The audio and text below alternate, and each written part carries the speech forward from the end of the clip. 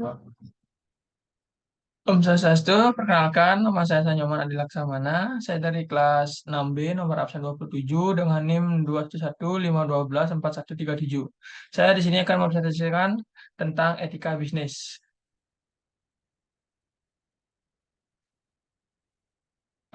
Sebelum itu, di sini ada pendahuluan. Etika dalam berbisnis adalah sebuah konsep yang sangat penting untuk diterapkan oleh setiap individu ataupun perusahaan dalam menjalankan bisnis. Dan etika dalam bisnis adalah sebuah nilai-nilai moral yang harus dipegang teguh dalam menjalankan bisnis seperti kejujuran, integritas, dan tanggung jawab sosial.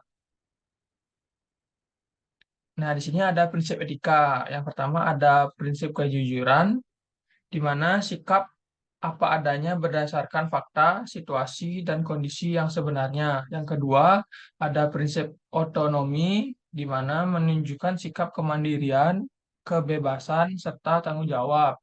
Selanjutnya ada prinsip saling menguntungkan, di mana menanamkan kesadaran untuk saling memberikan keuntungan satu sama lain. Artinya dalam setiap tindakan bisnis harus diusahakan supaya semua pihak merasa diuntungkan.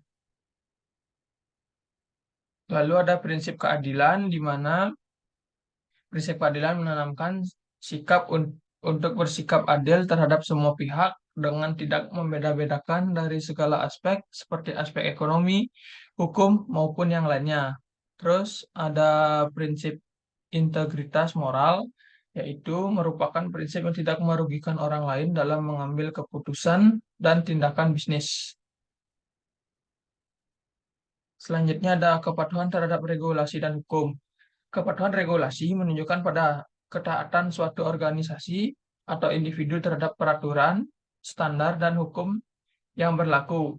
Tujuan utama dari kepatuhan regulasi adalah memastikan bahwa aktivitas bisnis dan individu dilakukan sesuai dengan kerangka hukum yang berlaku, serta meminimalkan risiko pelanggaran dan sanksi hukum.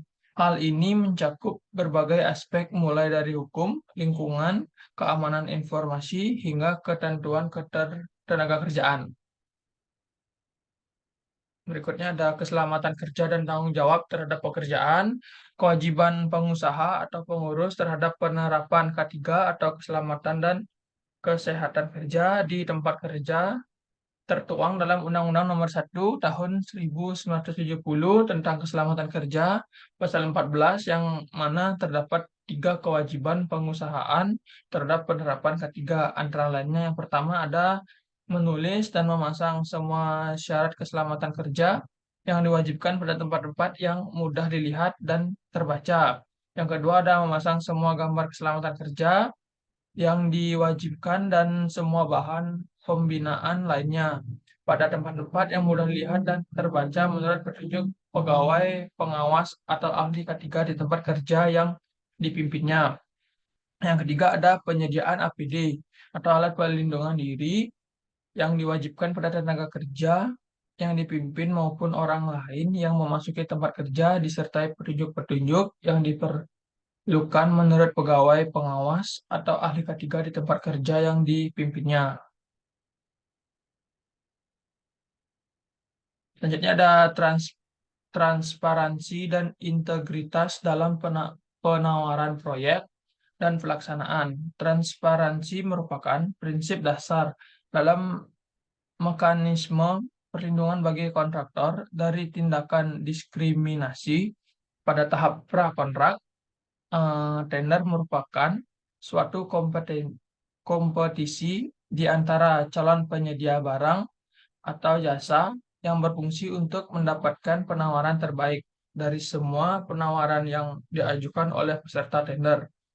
Dengan demikian, fungsi transparansi dalam tender pekerjaan konstruksi sangat diperlukan bagi terwujudnya suatu penawaran terbaik dan menguntungkan bagi negara yang dilakukan melalui prosedur yang bersifat terbuka dan transparan.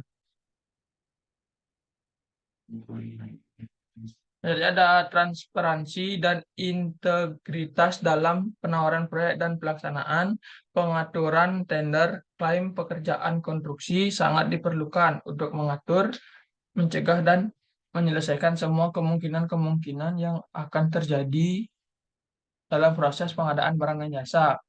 Pengaturan ini dapat dilihat dalam Keputusan Presiden Nomor 80 Tahun 2003 yang mengacu pada alur proses pengadaan barang dan jasa, Undang-Undang Nomor 18 Tahun 1999 yang mengacu pada terwujudnya penyelenggaraan konstruksi. Contoh kasusnya yang nyata ada skandal suap Siemens di tahun 2006. Siemens ketahuan menyuap pejabat di berbagai negara untuk menangkap tender proyek infrastruktur. Pelajarannya, suap dan korupsi merusak persaingan sehat dan merugikan masyarakat. Yang kedua, ada perusahaan harus memiliki sistem pengawasan internal yang kuat. Dan yang terakhir itu ada konsekuensi hukum dan reputasi akibat korupsi sangat berat. Baik, terima kasih dari presentasi saya. Saya ucapkan terima kasih dan Om tadi Om.